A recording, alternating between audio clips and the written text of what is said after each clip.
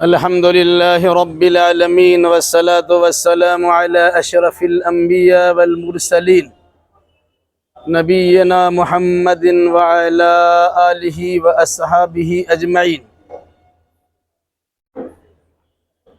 أعوذ بالله من الشيطان الرجيم. بسم الله الرحمن الرحيم. كذبت عاد المرسلين إذ قال لهم أخوهم هود ألا تتقون إني لكم رسول أمين فاتقوا الله وأطيعون وما أسألكم عليه من أجر إن أجري إلا على رب العالمين. اس سے پہلے کی آیتوں میں حضرت نوح علیہ السلام کے بارے میں تفصیلات بیان کیے گئے تھے. اس سے پہلے حضرت ابراہیم علیہ السلام کا تذکرہ ہوا تھا اور اس سے پہلے حضرت موسیٰ علیہ السلام کا تفصیل کے ساتھ ذکر ہوا. یہ واقعات صرف اس لیے سنائے جا رہے ہیں کہ مشرکین مکہ کو خبردار کیا گیا کہ ہر دور میں ہم نے اپنا رسول اور نبی دنیا والوں کی اصلاح کے لیے بھیجا ہے. تو جن لوگوں نے نبیوں کی بات مان لی وہ لوگ تو اللہ کے رحم و کرم سے اس دنیاوی زندگی میں آرام و سکون کے ساتھ بسر کیے اور پھر مرنے کے بعد آخرت ان کے لیے. البتہ جن لوگوں نے انبیاء و مرسلین کی مخالفت کی ان لوگوں کا انجام بڑا خطرناک ہوا. واقعہ کی تفصیل بیان کرنے کا مقصود یہ ہے کہ اہل مکہ تمہارے مقابلے میں تم سے پہلے کے لوگ جسمانی طاقت و قوت کے اعتبار سے بھی بڑے مضبوط تھے، دنیاوی شان و شوکت کے اعتبار سے ان کا بڑا مقام تھا، اور ساتھ ساتھ مال دولت کے اعتبار سے بھی ان کے پاس انبار لگا ہوا تو خوشحالی پائی جاتی تھی. لیکن جب ان لوگوں نے اپنے اپنے زمانے کے رسولوں کی مخالفت کی تو وہ لوگ اللہ کے عذاب سے بچ نہیں سکے. ان تمام نبیوں کا سردار محمد الرسول اللہ صلی اللہ علیہ وسلم تمہارے درمیان نبی و رسول بن کر تشریف لائے ہیں. اب اگر تم ان کی مخالفت کرو گے تو تمہارا انجام بھی بڑا خطرناک ہوگا. اسی چیز کو سمجھانے کے لیے انبیاء کرام علیہ السلام کی بعض سرگزشتوں کا تذکرہ کیا گیا اور ان کے واقعات کی تفصیلات بیان کی گئی.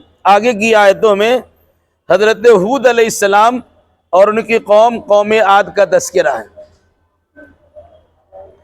کذبت عاد المرسلین، قوم عاد نے بھی رسولوں کو جھٹلایا.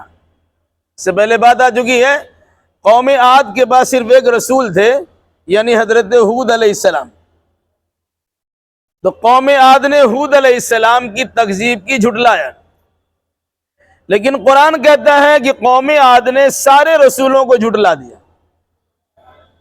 مطلب کیا ہے؟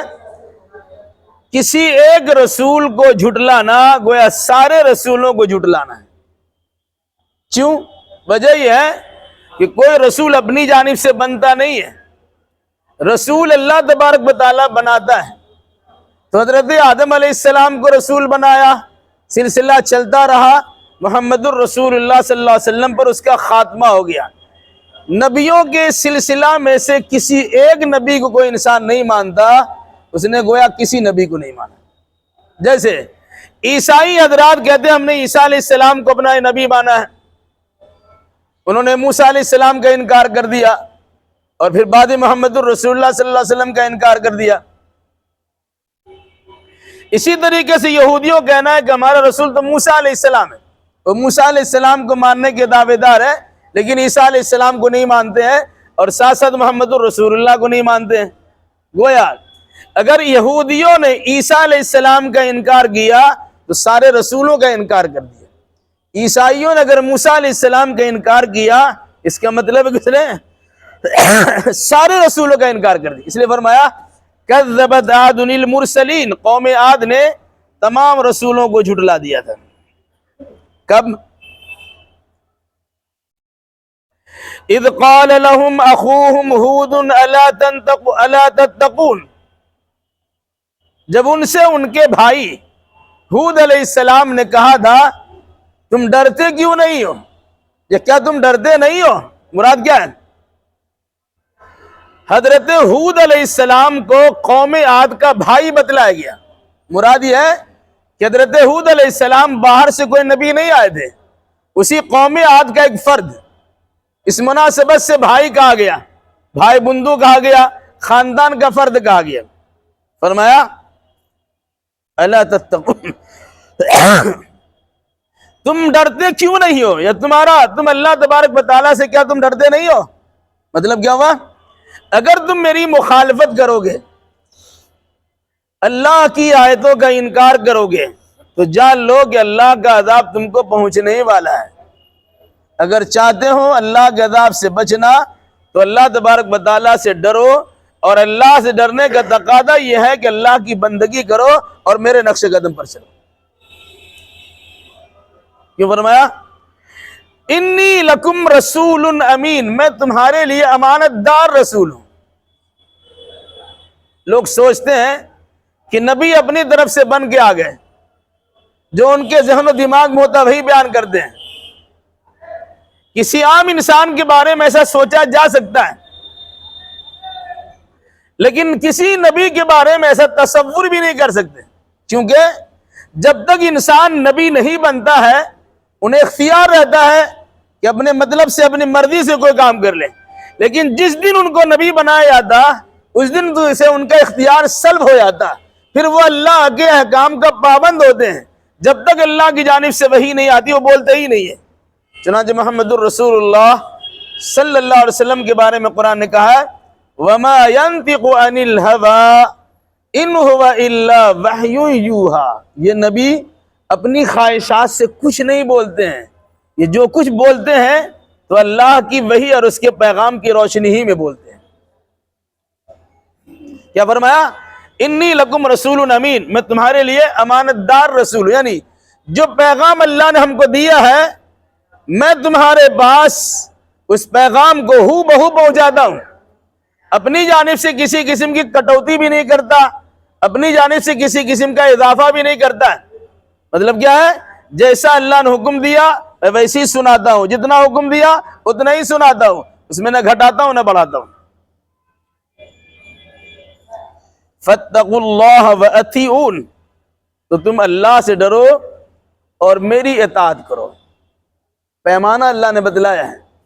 اگر کوئی انسان اللہ سے ڈرنے کا دعویٰ کرتا ہے اور بہت روتا ہے، گاتا ہے، چلاتا ہے، سب کچھ کرتا ہے، کہتا ہے اللہ سے ڈر رہا ہے، لیکن اللہ سے ڈرنے کا یہ معاملہ اللہ کی بارگاہ میں صحیح نہیں سمجھا جائے گا جب تک کہ ڈر کی وجہ سے اپنے زمانے کے رسول کے مطابق عمل نہ کرنا شروع کر دیں۔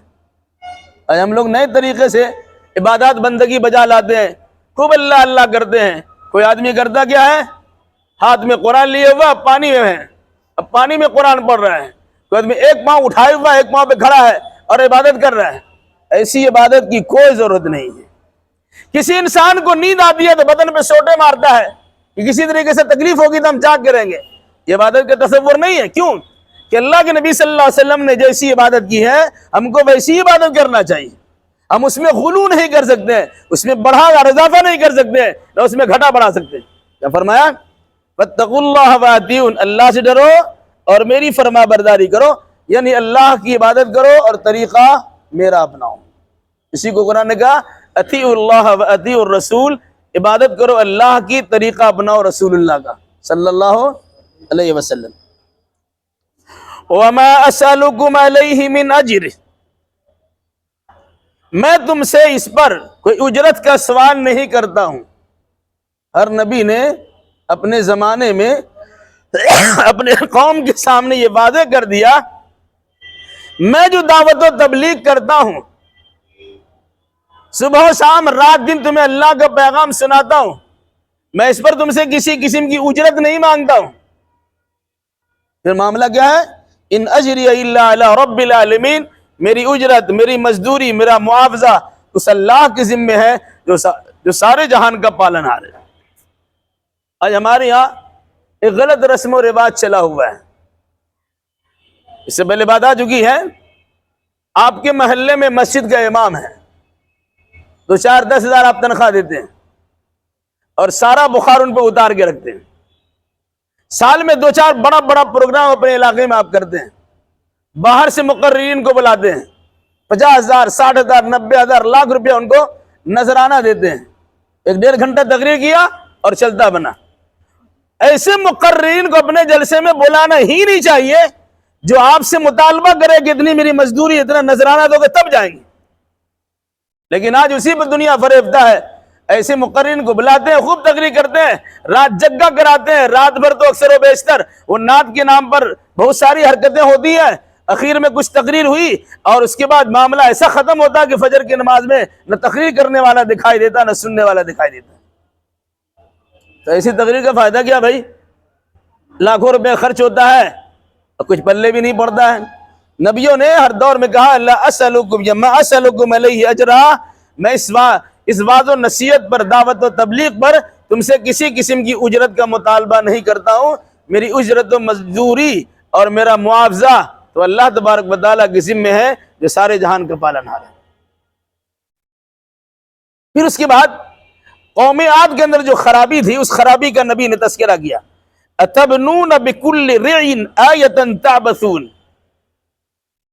کیا تم لوگ ہر اونچی جگہ پر، ٹیلوں اور پہاڑوں پر یادگار قائم کرتے ہو بیکار میں، یہ کھیل تماشا کے طور پر یادگار قائم کرتے ہو؟ کیسے؟ رہنے سہنے کے لیے آپ کے پاس گھر موجود ہے، دور دراز علاقے میں سڑک کے کنارے میں کہیں پہاڑی علاقہ ہے، کہیں ٹیلا ہے، کہیں اونچی جگہ دکھائی دیتی ہے، وہاں جا کے آپ نے ایک عالیشان عمارت بنا دی۔ کیوں بنایا؟ کہ لوگ دنیا کے لوگ یہاں سے گزریں گے کہ فلاں محلے میں گئے تو اتنی اچھی عمارت دکھائی دی، ایک یادگار، ایک نشانی دکھائی دی، اس کا کوئی مقصد نہیں ہے۔ تو خواہ مخواہ جو اس میں آپ نے صرفہ کیا، خرچہ کیا ہے، اس کا حساب آپ کو دینا پڑے گا۔ حضرت ہود علیہ السلام نے قوم کے لوگوں سے کہا اتبنون بکل رین آیۃ تعبثون، کیا تم لوگ کھیل تماشا کے طور پر ہر بلند جگہ پر، ہر ٹیلے چوٹی پر یادگار قائم کرتے ہو؟ وَتَنْحِتُونَ مَصَانِعَ لَعَلَّكُمْ تَخْلُدُونَ، اور بڑے بڑے کل کارخانے بناتے ہو یا بڑی بڑی بلڈنگیں بناتے ہو، ایسا لگتا ہے کہ تم ہمیشہ رہو گے۔ انسان دنیا میں کس طرح ہے؟ قرآن کہتا ہے، اللہ کے نبی کا فرمان ہے کن فی الدنیا کأنک غریب او عابر السبیل، دنیا میں اب اس طرح رہیے گویا کہ مسافر ہے یا راستہ پار کرنے والا ہے۔ مسافر آدمی شہر کلکتہ میں آیا، ہفتہ 2 ہفتہ کے لیے کسی ہوٹل میں رہا، چل دیا۔ جو مقیم ہوتا ہے بہترین بلڈنگ بناتا ہے، عالیشان عمارتیں قائم کرتا ہے، بنگلو تیار کرتا ہے۔ کہا دنیا آخرت کے مقابلے میں تو مسافر خانہ ہے، اس میں اس طرح کی باتیں کرنا کہ بڑے بڑے بنگلو بنا دینا جس میں آدمی کا نام و نشانی نہیں ہے، 1-2 آدمی کو رکھ دیا گھر کی نگرانی کرنے کے لیے، معلوم پڑا کئی کٹھا اور کئی بیگھا مکان بنا ہوا ہے۔ کیوں بناتے ہیں بھائی؟ یہ در حقیقت قوم عاد کے اندر فضول خرچی کی خوب پائی جاتی تھی، اور یہ نمائش کے طور پر، دکھاوے کے طور پر اپنے علاقے کو سجا کے رکھا کرتے تھے۔ حضرت ہود علیہ السلام نے کہا اتبنون بکل رین آیۃ تعبثون، کیا تم ہر اونچی جگہ پر، ٹیلے اور چوٹی پر یا پہاڑوں پر کچھ یادگار قائم کرتے ہو جس کا کھیل تماشا کے سوا کوئی کام نہیں ہے؟ وَتَتَّخِذُونَ مَصَانِعَ لَعَلَّكُمْ تَخْلُدُونَ، اور عالی شان بلڈنگیں بناتے ہو یا کل کارخانے تیار کرتے ہو شاید کہ تم یہاں ہمیشہ رہو گے، جبکہ حال یہ ہے کہ ہمیشہ تو کوئی رہنے والا نہیں ہے۔ یہ سلسلہ آدم علیہ السلام سے شروع ہوا، آ رہا ہے آدمی، جا رہا ہے، کوئی آ رہا ہے کوئی جا رہا ہے، مستقل تو رہتا نہیں ہے۔ آپ نے کمایا دھمایا، محنت و مشقت کیا، عالیشان بلڈنگ بنا لی، اور پھر اس کے بعد آنکھ بند ڈبہ غیب، آپ کی آنکھ بند ہو گئی، اور آپ کے بچے، آپ کے وارثین، آپ کے تیار کردہ محلات اور مکانات اور کل کارخانے پر جھگڑا لڑائی کرتے ہیں۔ مال کے نتیجے میں ایک دوسرے کے خون کے پیاسے بن جاتے ہیں. مرنے والا تو چلا گیا, کچھ دن کے بعد ان کی اولاد میں سے کسی کو ذبح کر دیا گیا, کسی کو زہر دے دیا گیا, کسی کا کچھ معاملہ ہو گیا, وہ بھی اس کے قریب چلے گئے. تو کیوں ایسا کرتے ہو؟ وَإِذَا بَطَشْتُمْ بَطَشْتُمْ جَبَّارِينَ, اور جب تم پکڑتے ہو تو بالکل جبر و اکراہ کے ساتھ کسی کو پکڑتے ہو, یعنی کسی پر غصہ ہوتے ہو, کسی کی گرفت کرتے ہو, کسی کی پکڑ کرتے ہو, تو ظالمانہ حرکت تمہاری ہوتی ہے. تھوڑی سی بھی اس کے اندر مداہنت نہیں ہوتی یا اس پہ نرمی نہیں ہوتی, بلکہ پکڑ دو ایسا لگتا ہے اس کی گھنٹی چاپ دیں گے اور مار کے ختم کر دیں گے. تو سنو, فَاتَّقُوا اللَّهَ وَأَطِيعُونِ, ڈرو اللہ سے اور میری اطاعت کرو. کیوں فرمایا اللہ نے؟ ظلم و جبر سے بچو, تکبر و غرور سے بچو, کسی پر ظالمانہ حرکت کرنے سے بچو, کیونکہ تمہاری ساری کی ساری چیزیں یہی رہ جائے گی جب اللہ تبارک و تعالیٰ کی جانب سے تمہارے خلاف فیصلہ ہو جائے گا. اس لیے اللہ سے ڈرو, اور اللہ سے ڈرنے کا طریقہ یہ ہے کہ میں تمہارے زمانے میں اللہ کا نبی ہوں, میرے نقش قدم پر چلو. میں جس طرح اللہ کی بندگی کرتا ہوں اسی طرح اللہ کی بندگی کرو. وہ طریقہ ہرگز مت اپناؤ جو طریقہ صحیح نہیں ہے, ورنہ تمہارے پر فتویٰ لگ جائے گا. وہ حدیث آپ کو یاد رہنی چاہیے. 3 صحابی اللہ کے نبی صلی اللہ علیہ وسلم کے گھر پہنچے, یہ پوچھنے کہ اللہ کے نبی صلی اللہ علیہ وسلم کے اعمال کیسے تھے. وہاں پتہ چلا کہ اللہ کے نبی فلاں فلاں کام کرتے ہیں. لوگوں نے سوچا تو کام بہت کم ہے, کوئی زیادہ تو نہیں ہے. ایک نے کہا ہم مستقل روزہ رکھیں گے, افطار ہی نہیں کریں گے. غلط بات نہیں تھی, روزہ رکھنا اچھا کام ہے. دوسرے نے کہا کہ ہم رات بھر جاگیں گے, تہجد پڑھیں گے, سوئیں گے ہی نہیں. یہ کام ہی بڑا اچھا ہے. تیسرے نے کہا کہ سارا جھنجھٹ جھمیلا بیوی بچے سے ہم شادی ہی نہیں کریں گے. یہ بات اللہ کے نبی صلی اللہ علیہ وسلم کو پہنچی تو آپ نے بلایا لوگوں کو, سنو تم نے ایسا ایسا کہا ہے؟ کہا. فرمایا سنو, تم لوگوں میں سب سے زیادہ اللہ کو پہچاننے والا میں ہوں. بالکل صحیح بات. اور تم لوگوں میں سب سے زیادہ اللہ سے ڈرنے والا بھی میں ہی ہوں. لیکن میں رات کو سوتا بھی ہوں, اٹھ کر عبادت بھی کرتا ہوں, میں روزہ بھی رکھتا ہوں, میں افطار بھی کرتا ہوں, اور میں نے عورتوں سے نکاح بھی کیا ہے. فَمَن رَغِبَ عَن سُنَّتِي فَلَيْسَ مِنِّي, جو انسان میری سنت کو چھوڑے گا وہ میری ملت سے خارج ہو جائے گا. ان صحابہ نے تو عبادت کا ارادہ کیا تھا نا. یہ عبادت میں غلو ہے, رات میں سونا بھی ہے اور جاگنا بھی ہے, دن میں روزہ بھی ہے, افطار بھی ہے, شادی بیاہ بھی کرنا ہے. کوئی انسان ان چیزوں سے الگ تھلگ ہو جائے گا, جا کے جنگل میں چلا 36 سال کا تپسیا کرنا شروع کر دے گا کہ ہم کو کسی چیز سے کوئی مطلب نہیں, کھانے پینے سے مطلب نہیں ہے, کسی انسان سے مطلب نہیں ہے. یہ انسان کا مذہب نہیں ہو سکتا ہے, یہ کسی اور کا مذہب ہو سکتا ہے. اللہ کے نبی صلی اللہ علیہ وسلم نے نبوت کے بعد کبھی کسی گوشہ نشینی اختیار نہیں کیا, بلکہ سب کے ساتھ رہ کر کے زندگی گزاری ہے, اور عبادت کے وہ طریقہ ہمارے سامنے پیش کیا ہے کہ جس کے ذریعے سے اللہ کی قربت و نزدیکی حاصل کی جا سکتی ہے. وَاتَّقُوا اللَّهَ وَاتَّقُوا الَّذِي أَمَدَّكُمْ بِمَا تَعْلَمُونَ, اس اللہ سے ڈرو جس نے تمہاری مدد کی ان چیزوں سے جن کو تم جانتے نہیں ہو. انسان کو اللہ کی جانب سے مدد آتی ہے, انسان کے وہم و گمان بھی نہیں ہوتا ہے. بظاہر کوئی کسی نے مدد کر دیا, کبھی ایسا ہوتا ہے کہ کچھ سوچا بھی نہیں تھا, اللہ نے کسی کو مددگار کے طور پر بھیج دیا. امدکم بانعام وبنین, اللہ نے تمہاری مدد کی ہے چوپائے جانور کے ذریعے سے, تمہاری اولاد کے ذریعے سے. وجنات وعیون, باغات کو دیکھ کر, چشموں کو دیکھ کر کے بھی اللہ نے تمہاری مدد کی ہے. انی اخاف علیکم عذاب یوم عظیم, سنو جب اللہ نے تمہاری مدد کی ہے اور بے شمار نعمتوں سے تمہیں نوازا ہے, تمہاری ذمہ داری بنتی ہے اللہ کی شکر گزاری کرنا, اللہ کی نعمتوں کا شکریہ ادا کرو, یہ تمہاری ذمہ داری ہے. اگر ایسا نہیں کرو گے تو ہمیں ڈر لگتا ہے. اس زمانے کے نبی نے کیا فرمایا؟ انی اخاف علیکم عذاب یوم عظیم. تمہاری جو حرکت ہے, جو تمہاری رفتار ہے, تمہارا گفتار ہے, تمہارے چلنے پھرنے کا انداز ہے, تمہاری زندگی گزارنے کا جو طریقہ کار ہے, اس سے لگتا ہے کہ کل میدان محشر میں جو سب سے بڑا دن ہوگا, اللہ کے عذاب سے تم بچ نہیں سکو گے. اس لیے اللہ کے عذاب سے بچنا چاہتے ہو تو اللہ کی نعمتوں کا شکریہ ادا کرو, اس کی قدردانی کرو. قالوا سواء علینا او اشتا او عزتا او اشتا ام لم تکن من الواعظین. ان لوگوں نے کہا کہ برابر آپ کے لیے، ہمارے لیے نصیحت کیجئے کہ نہ کیجئے، سب برابر ہیں، یعنی آپ کا نصیحت کرنے سے ہم پر کوئی فرق پڑنے والا نہیں ہے، آپ جتنی تقریر کرنا کر لیجئے، ہم پر تو کوئی فرق پڑنے والا نہیں ہے۔ اس کا مطلب کیا ہوا؟ زمانے کے نبی کی تقریر اگر کسی پر اثر انداز نہیں ہوتی تو اس میں نبی میں قصور نہیں ہے، ان لوگوں کی سمجھ میں قصور ہے جو نبی کی بات سننے کے لیے تیار نہیں ہے۔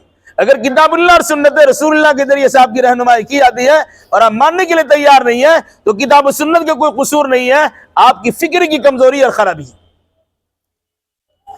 ان ھذا الا خلق الاولین، یہ تو پہلے لوگوں کا طور طریقہ رہا ہے کہ ہم جو بلڈنگ بناتے ہیں اور مکانات بناتے ہیں، یادگار بناتے ہیں، تو ہمارے آباء و اجداد پوروج ایسا کرتے ہوئے آ رہے ہیں، ہم نے اسی نقشے قدم پر چلتے کام کیا ہے۔ وما نحن بمعذبین، اور سنیے، آپ جو ہمیں بار بار عذاب کی دھمکی دیتے ہیں، ہم کو عذاب ملنے والا نہیں ہے، یعنی ہم تو مرنے کے بعد کی زندگی کو مانتے ہی نہیں ہیں، مانیں گے تب تو وہاں پہنچیں گے پھر اللہ کا عذاب ہوگا، ہم تو جانتے کہ ایسا کوئی ہوگا ہی نہیں، کوئی دن ہی نہیں ہوگا، اس لیے ہم کو نہ یہاں عذاب ملے گا نہ وہاں عذاب ملے گا۔ فَكَذَّبُوهُ، تو لوگوں نے حضرت ہود علیہ السلام کو جھٹلا دیا، فَأَهْلَكْنَاهُمْ، تو قرآن کہتا ہے اللہ نے کہا کہ ہم نے ان کو ہلاک کر دیا۔ جب ان لوگوں نے حضرت ہود علیہ السلام کو جھٹلایا تو اللہ نے ان لوگوں کو ہلاک و برباد کر دیا۔ ان فی ذلک الآیہ، یقین اس میں نشانی ہے، وما کان اکثر مؤمنین، لیکن ان میں سے اکثر و بیشتر لوگ ایمان لانے کے لیے تیار نہیں ہے۔ وَإِنَّ رَبَّكَ لَهُوَ الْعَزِيزُ الرَّحِيمُ، اور یقیناً آپ کا رب تو بڑا غلبہ والا اور بڑی حکمت والا ہے۔ قومی عاد کا زمانہ حضرت ابراہیم علیہ السلام سے پہلے کا زمانہ ہے۔ قومی عاد جس کا تذکرہ قرآن نے کیا ہے، الَّتِي لَمْ يُخْلَقْ مِثْلُهَا فِي الْبِلَادِ، اتنے لمبے تڑنگے لوگ تھے کہ جس طرح کے لوگ اس سے پہلے پیدا ہی نہیں کیے گئے تھے۔ علاوہ اس کی کہا کرتے تھے نحن اشد منکم قوہ، یا من اشد منا قوہ، دنیا میں ہم سے زیادہ طاقتور لوگ کون ہیں؟ لیکن جب اللہ تبارک و تعالیٰ نے ایسی طاقتور قوم پر اپنا عذاب نازل کرنا چاہا، ان کی ساری طاقت کی ہکڑی نکل گئی۔